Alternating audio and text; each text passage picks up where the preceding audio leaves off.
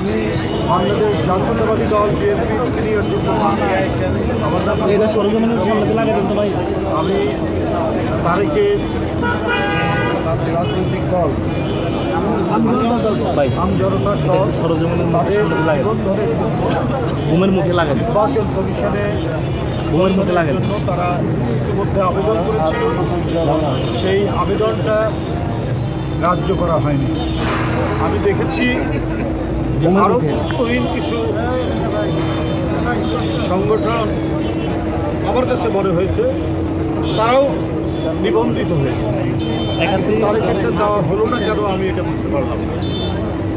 তারেক এই দেশের স্বার্থে কথা বলেছে, আগ্রাসনের বিরুদ্ধে কথা বলেছে, বাংলাদেশের সার্বভৌমত্ব রক্ষার প্রশ্নে কথা বলেছে।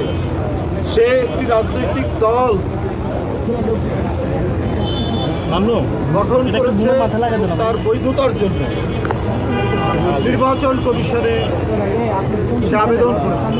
সে তো কোনো গোপন রাজনৈতিক দল করতে চায়নি, সে আইনসম্মত রাজনৈতিক দল করতে চেয়েছে। যদি তার উদ্দেশ্য খারাপ থাকতো তাহলে গোপন রাজনৈতিক দল করে রাষ্ট্রবিরোধী অনেক কিন্তু রাষ্ট্রবিরোধী কার্যকলাপ তো করেইনি, বরং রাষ্ট্রের স্বার্থে, দেশের স্বার্থে, স্বাধীনতার স্বার্থে, গণতন্ত্রের স্বার্থে এই নেতা সে কথা বলেছে। আমি দেখেছি সে গলার মধ্যে মোবাইল ঝুলিয়ে আগ্রাসনের বিরুদ্ধে কথা বলেছে, স্বাধীনতার সপক্ষে কথা বলেছে।